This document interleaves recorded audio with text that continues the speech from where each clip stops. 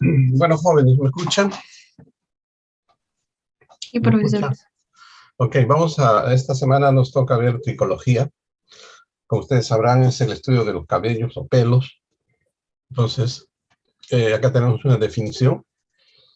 Eh, Dice estudio comparativo de los caracteres macro y microscópicos de las formas, estructuras y biometría de los pelos y cabellos humanos, así como de los pelos de animales, relacionados de alguna manera con un hecho delictivo.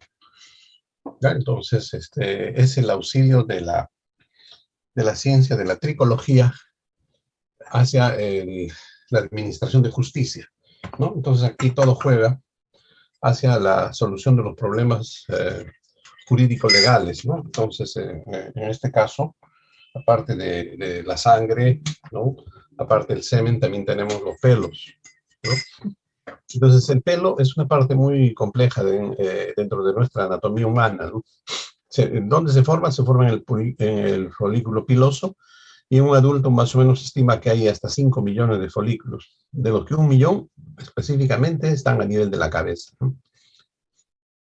Entonces, otro aspecto, que en la composición del pelo, entre el 65 y el 95% son proteínas, ¿no? Entonces, estamos viendo que un alto porcentaje está conformado por estructuras proteicas, y entre el 1 al 9% lípidos y solamente el 0,1 o el 5% melanina, que es el que le va a dar color a la estructura pilosa, ¿no? Además, también hay que considerar pequeñas cantidades de polisacáridos y agua. El crecimiento del pelo se denomina que es asincrónico, ¿no? Y se van a alternar periodos de crecimiento activo y de reposo. O sea, hay un periodo donde el crecimiento es activo y partes o temporadas donde se produce un ciclo de reposo, ¿no? Entonces, en el ciclo de los seres humanos se empieza con una fase que se denomina anágena, ¿no? Entonces, empieza, o cuando se principia ese desarrollo, se denomina anágena, ¿no? De crecimiento, donde se va a desarrollar el folículo y se forma el pelo, y cuya duración es muy diferente, oscila entre 7 y 94 semanas, ¿no? Es bien variado, aunque en algunos casos se puede prolongar durante varios años, dependiendo de la zona anatómica del cuerpo. Entonces, después de este periodo o etapa anágena, ¿no? El folículo entra en una fase relativamente corta de transición, conocida como fase catágena, ¿no? Esa fase catágena dura aproximadamente 2 semanas. Durante este periodo cesa la actividad folicular y la papila dérmica se retrae y el folículo empieza a degenerarse. Así se llega a la última fase de reposo, que se llama telógena, que dura aproximadamente unas 10 semanas. El crecimiento entonces cesa completamente y el pelo se cae, ¿no? Ahí en la fase telógena cesa y cae, ¿no? Y así se va a renovar un nuevo ciclo del desarrollo del cabello. En el cuerpo cabelludo de un adulto, aproximadamente el 85% del cabello se encuentra en la fase de crecimiento y el 15% en fase de reposo. Hay una zona, la zona occipital del cuero cabelludo, es la que presenta menor variabilidad en cuanto a la velocidad de crecimiento, ¿no? Y en el número de folículos en fase anágena. Además, está menos sujeta a variaciones derivadas a la edad o del sexo, ¿no? Por estos motivos, se recomienda tomar muestras de cabello para su análisis de esta zona, de la zona occipital, ¿no? Porque es más estable. Existe una gran variabilidad, entonces, interindividual en lo que a velocidad de crecimiento del pelo se refiere. Así, algunos autores proponen una velocidad de 0,35 milímetros diarios, tanto para hombres como para mujeres, mientras que otros dicen de que el valor oscila entre 0,07 a 0,78 milímetros al día, con un promedio de 0,35 o a 0,46 milímetros al día. Pero para tener una correcta interpretación de los resultados analíticos, especialmente en los casos en el que hay que correlacionar un determinado segmento del cabello y el periodo de su formación en el folículo, se requiere tener un valor concreto, ¿no? Entonces se recomendó que para la determinación de drogas de abuso, por ejemplo, en casos forenses, se puede aceptar que el cabello crece a una velocidad de 1 centímetro cada mes, como un promedio, ¿no? Entonces eso es un acuerdo. Ese es un acuerdo ya que para estudios forenses se tiene como norma promedio 1 centímetro cada mes. Existen numerosos estudios para explicar los mecanismos de incorporación de la droga en el pelo, pero en general se acepta que existen al menos 3 mecanismos. Uno, que la difusión activa o pasiva desde la sangre que nutre a las papilas dérmicas, es una posibilidad. La otra posibilidad es que a través del sudor y otras secreciones que bañan el pelo puede llegar la droga. Y por último, la droga que se encuentra en el ambiente se puede depositar también en el pelo, es decir, se puede impregnar. Pero para evitar esta última posibilidad de que se pueda impregnar, ¿no? Esto ocasionaría falsos resultados positivos. Entonces se ha dado una controversia sobre esto en los primeros años de la aplicación, pero hay una sociedad de tricología que ha presentado una recomendación cómo realizar, por ejemplo, lavados para evitar la posibilidad de una contaminación externa del pelo o el cabello con drogas, ¿no? Y una vez que las drogas se han incorporado en el pelo, una vez que se ha producido esa impresión pilífera, ¿no? Se unen distintos componentes peticulares formando complejos estables y permanecen inalterados durante periodos de tiempo indefinidos, ¿no? De hecho, por ejemplo, las drogas permanecen en el pelo durante cientos de años, ¿no? Cientos de años. Y está en investigación esto todavía, ¿no? Si las condiciones ambientales de temperatura y humedad son favorables, ¿no? Lógicamente. Por ejemplo, se encontraron unas momias en los Andes chilenos y peruanos y que databan pues, de 2000 años antes de Cristo. Entonces, se han realizado diversos estudios y se ha detectado que estos cabellos de las momias tenían impregnados un producto que se llama benzoilecgonina, y esto pone de manifiesto que habían consumido cocaína, ¿no? Probablemente pues, se conocía este alcaloide desde estas épocas pre-incas, ¿no? Estamos hablando 2000 años antes de Cristo. Por tanto, entonces, este estudio es importante, ¿no? Por ejemplo, en Europa ya se está haciendo estudios de espectrometría de masa. Son estudios modernos que detectan hasta 200 sustancias de abuso o cualquier sustancia colorante, antibiótico, ¿no? Psicotrópico, en fin, que se queda impregnado para siempre en el cabello, ¿no? De tal manera que por eso ahora se habla del largo brazo, antes se decía largo brazo de la ley, ahora es el largo pelo de la ley, ¿no? Entonces, porque en la orina, por ejemplo, las drogas se desaparecen después de 7 u 8 días, desaparecen, pero del cabello quedan impregnados, una impresión pilífera interesante. Más de 200 sustancias podemos nosotros guardar como información en nuestros cabellos, ¿no? Pues es importante. Entonces, si es un calvo, le tendremos que tomar pelos de otra región anatómica, ¿no? Entonces, los pelos son uno de los más importantes recursos forenses y con frecuencia proporcionan valiosas pistas sobre la identidad de un agresor o agresores. ¿Mm? Los resultados obtenidos del análisis de pelos pueden ser trascendentales para la vida de una persona o la conducción de una investigación, ¿no? Entonces, ya se tienen casos interesantes, ¿no?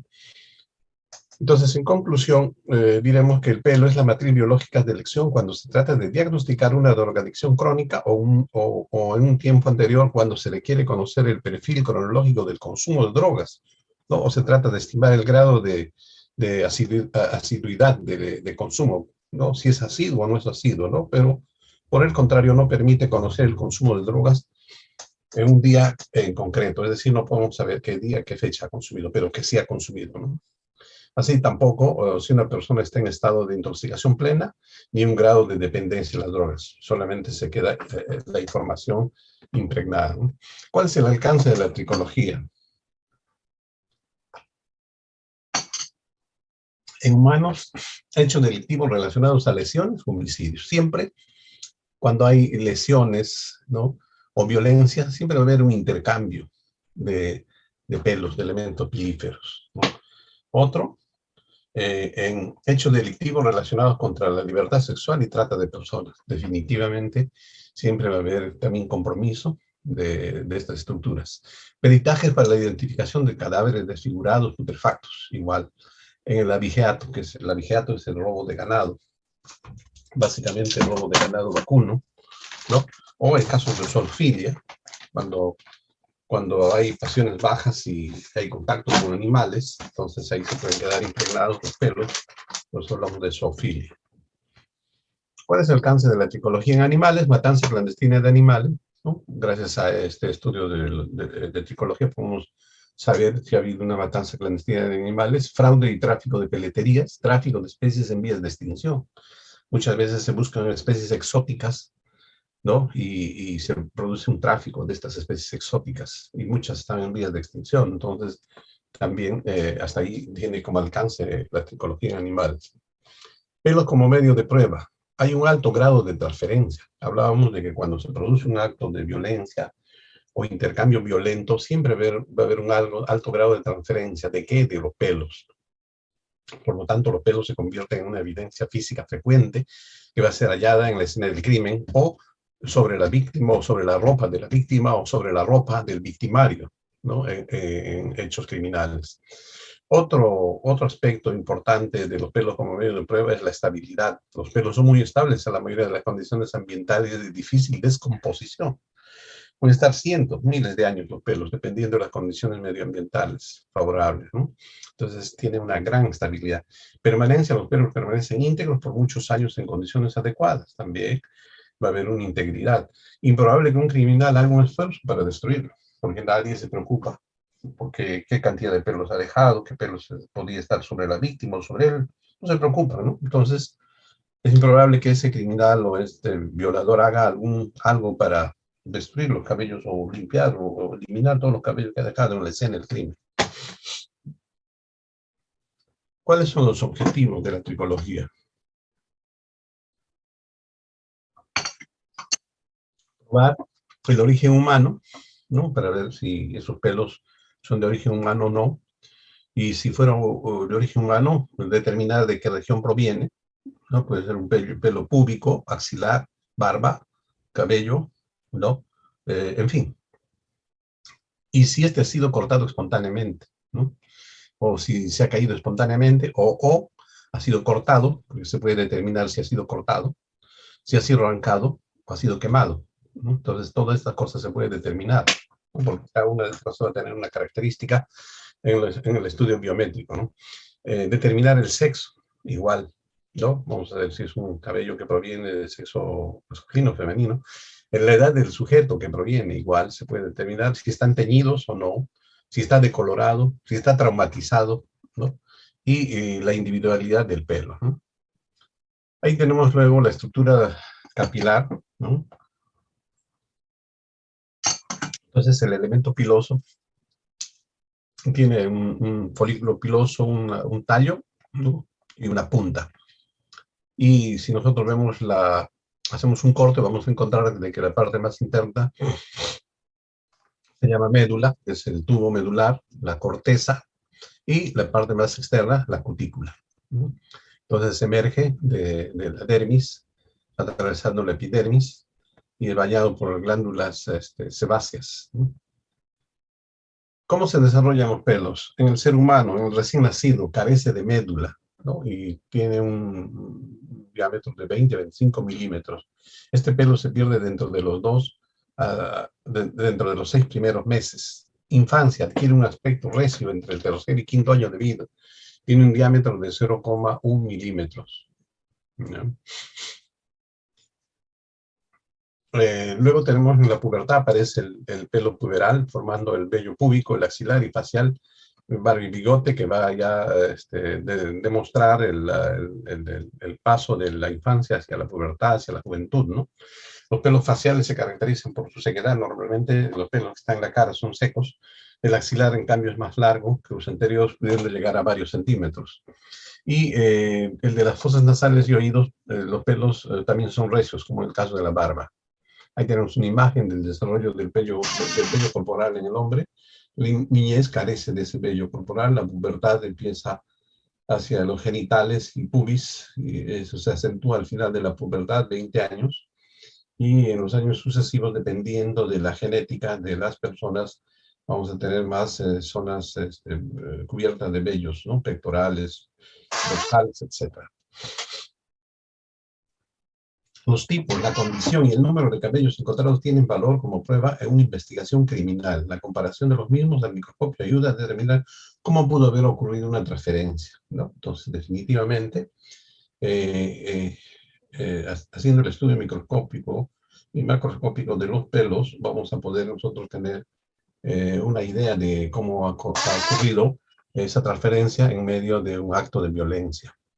Veamos vuelta a la estructura. Longitudinalmente tiene el bulbo piloso, ¿no? Una raíz, tallo y la punta, ¿no?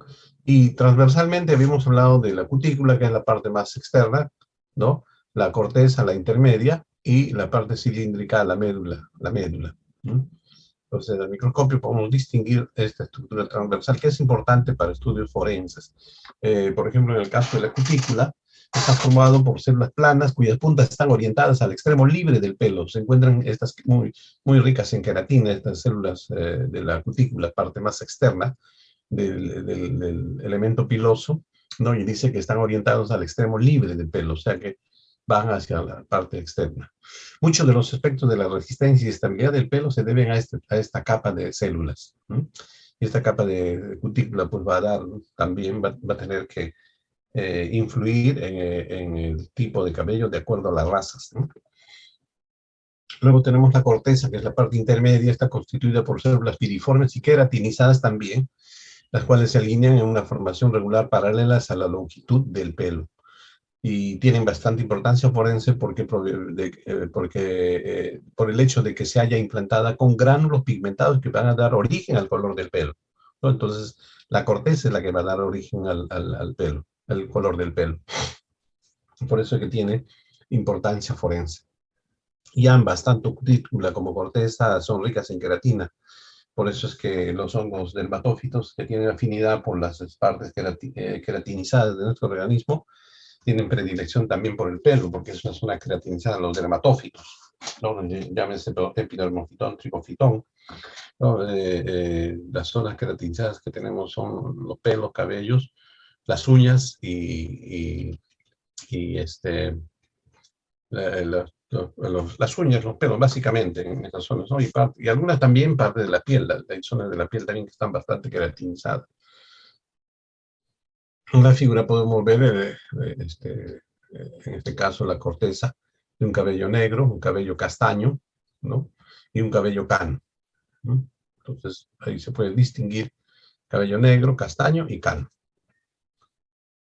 Y la médula es el canal central que corre a través del pelo. Es como un tubo, ¿no? La médula ofrece una serie de datos de interés debiéndose considerar tanto la medida del diámetro total del pelo y el diámetro medular, ¿no?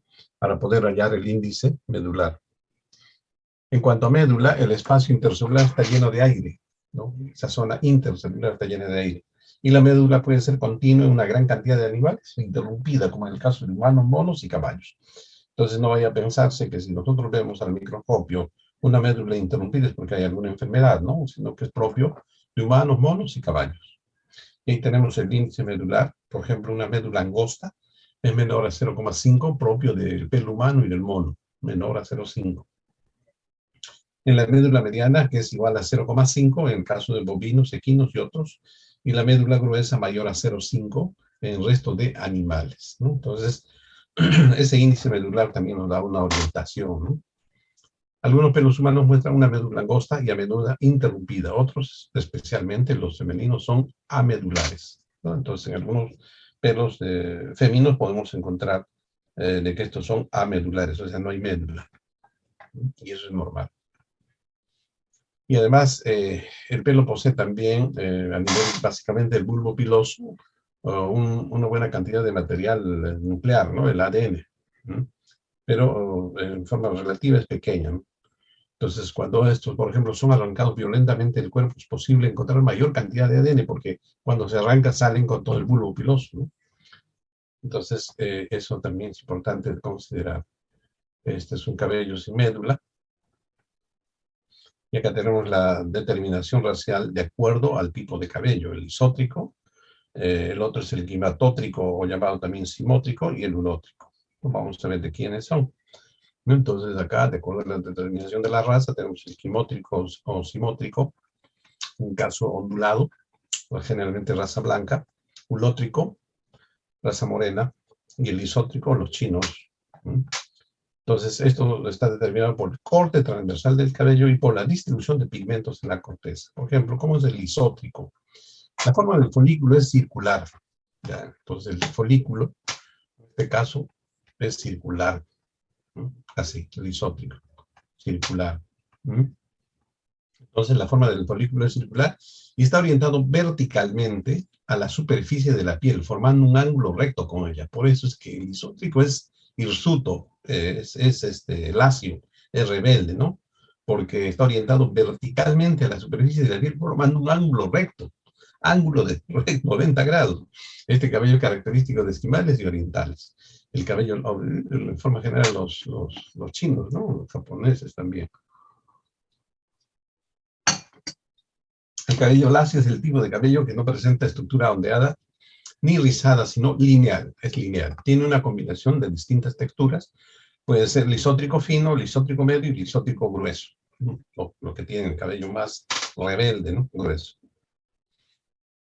Entonces, ese es el lisótrico, ¿no? Entonces, no necesariamente es exclusivo de los esquimales y orientales, ¿no? Pero también acá en Latinoamérica hay bastante de esto, ¿no? El lisótrico. Tenemos muchos. Quimatótrico simótrico tiene forma oval y está orientado formando un ángulo agudo.